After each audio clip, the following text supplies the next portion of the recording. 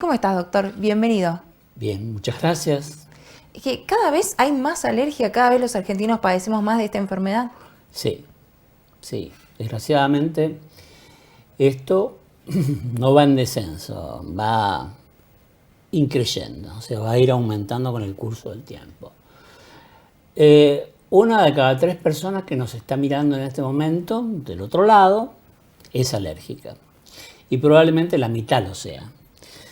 Pero no es solamente esa persona, sino que también sus hijos, sus nietos, y cada vez va a ir en aumento eso, porque está cambiando el planeta. Nosotros estamos cambiando el planeta, no es el planeta que esté modificándose. El planeta probablemente vaya a intentar librarse de sus agresores. Siempre lo ha hecho, digamos, y creo que no va a cejar en esa lucha en la cual estamos inmersos de ser cada vez más. Sí. Y que causamos daño con lo que producimos nosotros mismos. Y digo producimos porque me hago cargo, yo también conduzco un vehículo y contamino, ¿no? Eso hace las plantas sufran un estrés.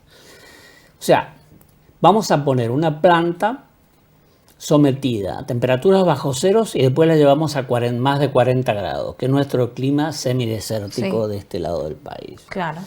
Desde la sociedad argentina nos toca a nosotros, desde el orden de acá de Mendoza, de hacer un informe de qué es lo que está pasando de este lado. Porque del otro lado tenemos el centro del país y tenemos el litoral donde las condiciones son totalmente distintas.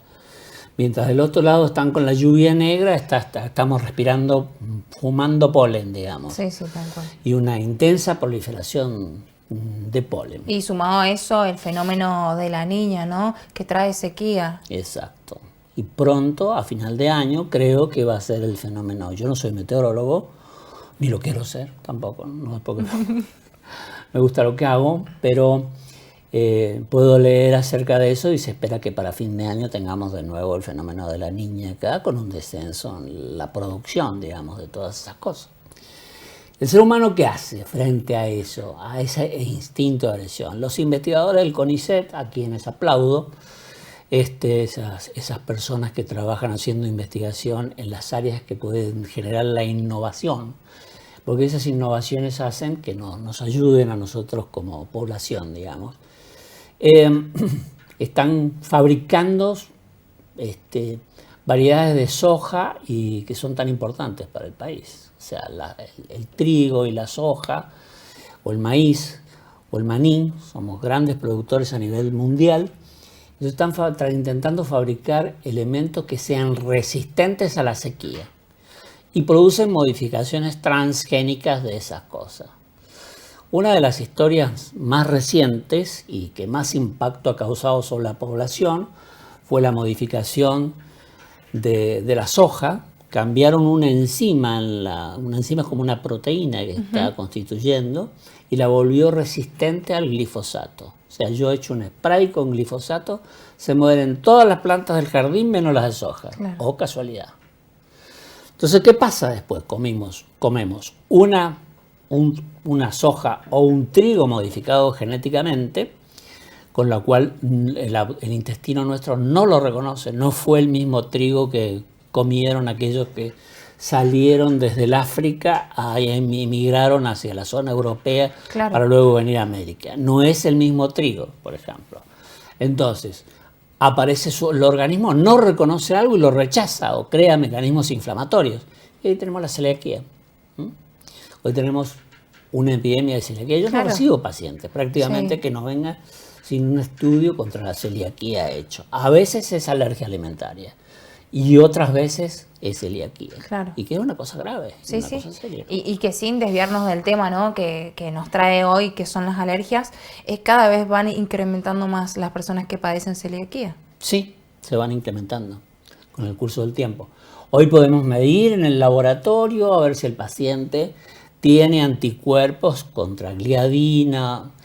Son proteínas que lo podemos detectar en sangre. Eso no nos da el diagnóstico definitivo, pero también vamos rumbo hacia la colonoscopia y la biopsia del epitelio para detectar y determinar definitivamente. Ahora, si alguien yendo a la medicina del barrio, al río, a la del otro lado del Zanjón, digamos, si alguien se siente bien sin comer derivados del trigo, que lo suspenda. O sea, el médico del barrio haría eso, digamos, antes de someterse a semejante cantidad de estudios. No estoy diciendo que no hay que hacerlo. Sí. Hay que hacerlo porque puede terminar en una enfermedad más seria. Pero si alguien se siente mejor haciendo una dieta con algunos alimentos, y hoy en día 9 de cada 10 colegas indican dietas exentas. Y muchos colegas míos alergistas Sí. también, ¿no? Dietas sin... Ahora, qué difícil sin poder los distinguir yo le digo alimentos. los ingratos de carbono. Qué difícil distinguir los alimentos. Es difícil, es difícil. Ahora estamos haciendo pruebas con la misma sustancia. O sea, si vos tuvieras una alergia supuestamente a la nuez o al kiwi, se pincha con una lanceta el kiwi y después se pincha tu piel. ¿Mm? O una, por ejemplo, almendra o nuez y después pinchamos tu piel. Y ahí medimos la roncha directamente, sin mediar en sustancias procesadas. En la prueba directamente hecha sobre la piel. Y también podemos medir los anticuerpos en sangre frente a esas cosas. Sí. Antes de dictar sentencia y de decir, bueno, no coma nunca más en su vida tal cosa. Claro. Porque muchas de esas sentencias son falsas, digamos, ¿no? Bueno, y eso es en cuanto a las alergias alimenticias. Volviendo a las alergias respiratorias, ¿qué habría que hacer? ¿Una poda racional en la provincia de Mendoza? Es muy buena pregunta esa. Si uno camina por las calles de París en la época de la primavera, primero que no nos vamos a encontrar con este clima, nos vamos a encontrar con que llueve día por medio y la polinización disminuye, pero se hace una poda racional y se evita la polinización, digamos. Es como que se contiene un poco a la planta en su expansión, digamos. Acá tenemos un litigio entre la copa de los árboles y eso trae como problema también que después viene nuestro amigo el viento sonda. Tremendo. Como si fuera poco, Sí, ¿no es cierto? como si fuera Entonces poco. vivimos, ahora estamos con miedo a la polinización, estamos con miedo al sonda, porque no sabemos si nos va a caer un árbol Sí. en la cabeza, no sabemos si los Tal niños cual. faltan o no faltan en la escuela, Sí. no sabes si venir a trabajar, qué hacer con las criaturas, lo lleva a la Tal mamá, cual. que se lleva a la guardia, Sí. no sé. Entonces se genera ese petit conflicto casi semanal. Y ha habido sondas terribles, Sí, que sí. antes esas sondas no sucedían. No sucedían esos O no nos vientos. afectaban tanto, tal vez. Sí, pero digamos que la intensidad del viento es probablemente en este momento la lluvia negra que están teniendo en Buenos Aires por la quema de la vegetación. Sí. Y muchas veces esa vegetación se quema, ya sabemos, para generar espacios, se quema la flora natural y genera espacio para el cultivo, que de otro modo no lo dejarían hacer, digamos, ¿no es cierto? Sabemos que hay muchos espacios en nuestro pedemonte que se talan, se cortan, por ejemplo, el tema de los aguaribay, no voy a hablar de nadie en especial, pero sí veo las manifestaciones en defensa de los árboles y del agua, ¿no? Bueno, qué tema, ¿no? Las alergias y bueno, vos nos mencionabas, se nos ha adelantado un poco la temporada de viento sonda tampoco también, o sea, o Sí. se ha extendido. Sí, yo creo que se van mezclando las dos cosas. La polinización se va extendiendo. El árbol siente que algo raro pasa. Siente el sonda distinto, siente el intenso calor. Si yo te pregunto a vos qué temperatura pensás que va a ser en el verano, y vos me vas a decir, vamos a llegar a más de 40. ¿Seguro? Vos intuitivamente Y sin sí, ser un meteorólogo, sí, ¿no es cierto? claro. Entonces, es probable que eso sea. Y el árbol no entiende eso. ¿Qué hace? Piensa que se va a morir el árbol. Entonces, frente a esa circunstancia de que el pobre árbol piensa que se va a morir, él fabrica más semillas. Es como que el hombre estuviera a punto de extinguirse, el hombre, la mujer, por supuesto, Claro. ¿no es cierto? Estuvieran a punto de extinguirse y conservaran óvulos y espermatozoides para sobrevivir. Él conserva el polen y el gineceo, perpetuando mucho más la polinización. A su vez, esa polinización se hace a través de las abejas. Lo hacemos más tiempo, por eso estamos cuidando tanto las abejas, ¿no es cierto? Las pobres abejitas.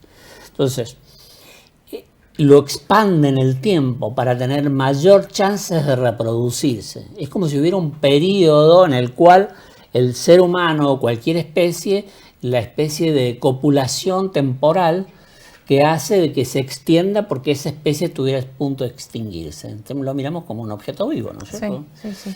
Eso expande el tiempo. Entonces, yo el año pasado, fines de julio, me tiré casi del auto porque vi una morera en flor a finales de julio. Casi me quedé impresionado, me gusta mirar eso. Hasta tengo un arbolito de olivo en mi casa. El polen del olivo es terrible. Todo el mundo piensa que es la morera, el plátano, el álamo. No, el olivo. Y el olivo Mirá. es el más importante en nuestra zona. Y hay estaciones palinológicas que están midiendo y tal vez en el futuro.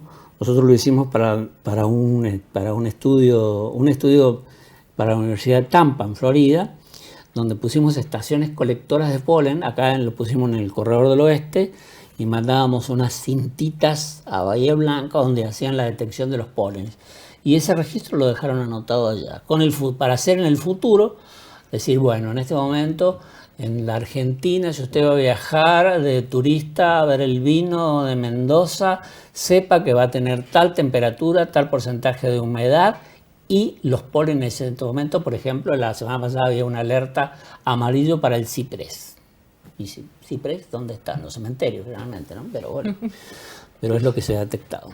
Bueno, Miguel, ya para finalizar, me gustaría saber, bueno, vos recién lo mencionabas, la cantidad de alergia teniendo en cuenta todos los factores que nos contabas recién. Se da mucho en los niños, ¿no? Bueno, en los adultos ni hablar, pero ¿a qué tenemos que estar atentos los padres? Esta mañana me consultaron a través de las redes, por Instagram, el Instagram del lugar donde yo trabajo, que es el Instituto de Alergia e Inmunología. Entonces, alguien me consultaba, se llama Candela, le dijo, te voy a mencionar Candela. Mirá, entonces, muy bien, bueno, la Candela, saludamos. te estamos saludando. La saludamos a Candela. Candela me dice, ¿puedo tomar, voy a decir la droga, Sí. famosa, vieja, antigua, el famoso Exalergin? Sí. Y le digo, ojo, yo te ayudo a tomar eso sin verte, pero estás tomando corticoides. Entonces, mucha gente comienza a tomar corticoides. Yo no tengo ningún problema que el paciente que está del otro lado, que tiene algunos síntomas de alergia y quiera tomar un antihistamínico, tome loratadina, tome cetiricina, todo eso que nos acompañan con los almuerzos. Sí, o las bueno, y a cenas. los niños nos dan todo el tiempo, no sé si se puede decir, el Frenacort. Frenadel-Cort. Sí. Claro, pero el Frenadel-Cort tiene desloratadina y tiene betametasona. Estamos dentro de los corticoides ya. Es algo que no hay que hacer, no habría que hacer. En todo caso, pedir un poco de ayuda telefónica al médico. No hace falta llevarlo, sacar el turno, y más con las condiciones socioeconómicas que estamos viviendo. Entonces, se puede pedir una ayudita telefónica. Sí. También se puede tener a mano el uso de aerosoles. Claro. ¿Cuándo es un indicador que mi hijo necesita un PAF, por ejemplo? Y la palabra sibilante, hago breve esta parte. Sí. La palabra infancia viene del francés, enfant, un prefijo no y fin de la infancia. Entonces, por eso el himno de Francia es a les enfants de la patrie. Entonces, ¿qué quiere decir infante? El que no tiene voz. La que transmite el mensaje, la voz del niño es la madre. La madre, increíblemente, tiene un rol 10 veces mayor del que todo el mundo conoce, hasta muchos años después de nacido. ¿Qué pasa? La madre dice el niño respira mal. Pablo respira mal. ¿Y qué dice? Le silba el pecho. Silba De ahí el viene la pecho. palabra sibilancia, viene del lenguaje de la madre. Entonces allí la madre puede usar salbutamol o fluticasona para no terminar en el NOTI internado en cualquier otro lado, donde se va a traer los 200 virus de la época de la primavera y el otoño que suele haber allí. Entonces, mientras tanto porque puede ser que vas adelantando. Le vamos adelantando. Sí.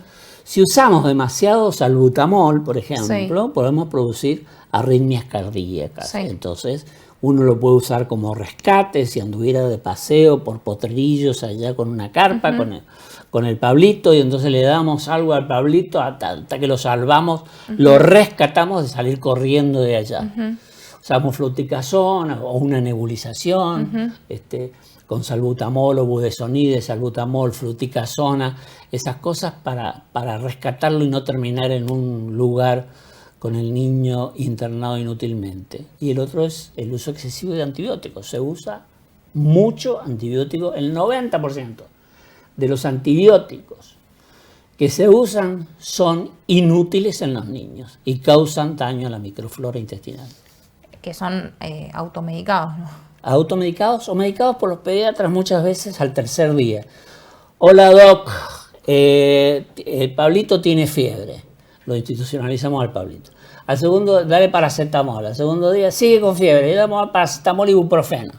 Al tercer día, el Pablito sigue con fiebre. Y ahí la madre se pone un poco inquieta. Bueno, dale amoxicilina. No digo el nombre comercial. Miguel, bueno, un tema que da para mucho que hablar, ¿no? Sí, podemos estar horas hablando de todo esto, de lo que nos trae las alergias, de las consecuencias de nuestra sociedad, de nuestro clima. Gracias por haber venido. Gracias por invitarme. Un placer como siempre.